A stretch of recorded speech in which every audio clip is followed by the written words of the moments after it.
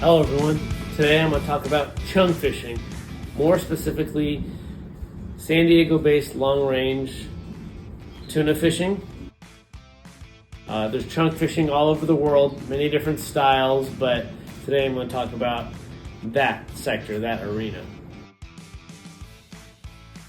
Now, all chunk fishing is fishing with literally chunks of bait. That could be fish, that could be squid, that could be other tuna, that could be really any meat, but most commonly it's some sort of chunk of some fish nearby and stuff like that. The atmosphere that these big tuna live in is just a big area of life. You have tuna, you have sharks, you have wahoo, you have reef fish, you have all sorts of life going on and all sorts of feeding naturally going on, where sharks are eating reef fish or wahoo are eating reef fish, and a lot of times what happens is they're feeding on these larger fish, larger bait fish, and only get to eat half of it, and little chunks are drifting down in the current off of a kill, or a shark or something gets a bigger tuna and is actively feeding on that, and little chunks are floating down. And the more seasoned tuna, oftentimes bigger ones, but a lot of times it could be tuna of all sizes, will eat those bits and pieces from something else's kill. It's free protein, not a lot of energy expended on chasing down their target, so it's just naturally a very easy forage. And a lot of times if this is happening, they just get in a nice routine of just picking up the easy things, picking up the easy chunks that are naturally coming down off of some other animal's hard work. Now, when we bring a boat into this situation, the boat now becomes an even more concentrated beacon of life. You got the anchors down, you got live bait going over, you got little skipjack being caught and released, slightly injured, you got sharks eating the little tuna coming up, chunks of that, you got the gills and guts being thrown over the side. So now you are the boat is now a beacon of life, of free food in a sense. It goes all the way up to the galley scraps of breakfast sausage and Canadian bacon. They'll eat that too.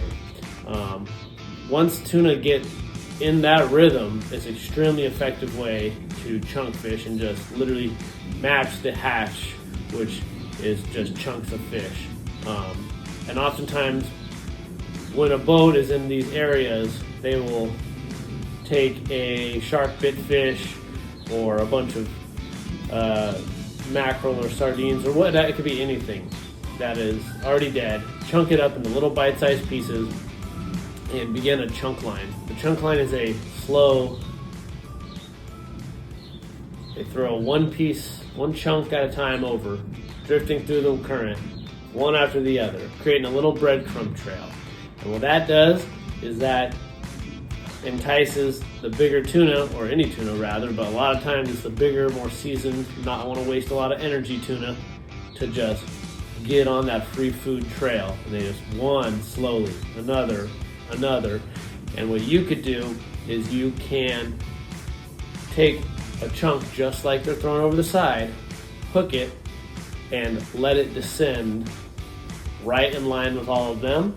And when a tuna is just feeding up the chunk line, it will eat your chunk with your hook, and you got a fish on.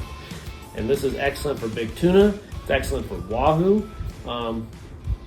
It's really effective for a lot of targeted game fish, especially wahoo, since they have sharp teeth. A lot of times the way they make a living is they are racing around with their sharp teeth, cut a fish in half or a chunk off or whatever, and another wahoo comes up behind and just eats that free chunk. So it's pretty simple. It's really good. There's a lot of different nuances that can go into this, but I want to talk about one in particular that is extremely important.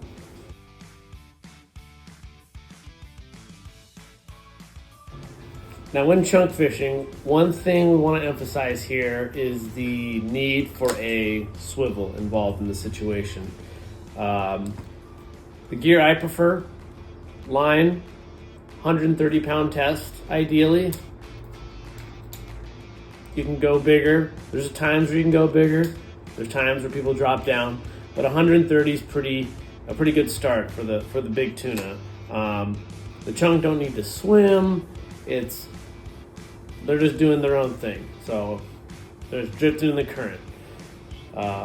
And a lot of times they are bigger fish that tend to get on the chunk line, a little bit more seasoned, I won't say lazier fish, but they've been around the block. They're not down to chase it all around. But either way, you can get away with a little larger size line, bigger size reel. The hooks, I would kind of match the hatch. Whatever size chunk you're doing, let's not get carried away and have a size 22-aught hook with a little inch chunk. But it kind of depends on the size of chunks the guy who is cutting them up decides to do.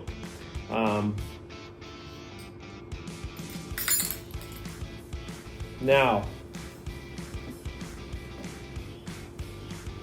the hooks. You got the hook size kind of under control. We got ourselves this hook with a barrel swivel involved. It's welded directly to the hook. That is extremely nifty for chunk fishing because you just put the chunk on there, let it drift out. When you wind it in, the chunk spins. They always spin. And instead of twisting your line to high heaven, that swivel will take that away and it'll remain good. If you straight tie a hook to your mono or fluoro, it's every time you wind it in, it's just going to twist the same way, and the same way, and it's just going to be a nightmare to undo. So these hooks with the swivel welded right onto them, amazing. I love them. But that being said, it's not a need to have those. You can also get away with any normal hook.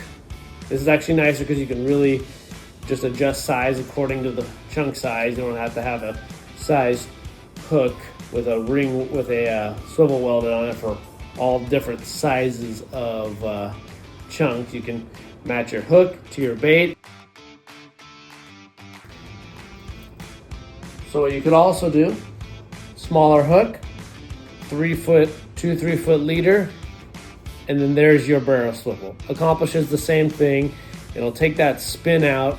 Doesn't need to be right on the hook. Those are nifty hooks, but this is also a good option in case you want to change your hook size, you want to use the hook for fly lining or a different kind of fishing.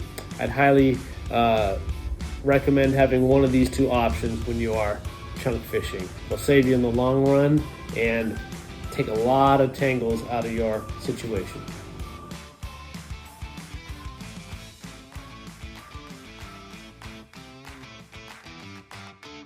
If you're interested in knowing more about the gear I mentioned or how to get on any of the trips I'm talking about, feel free to either drop a comment below or message me directly. I'll be happy to point you in the right direction for either of those.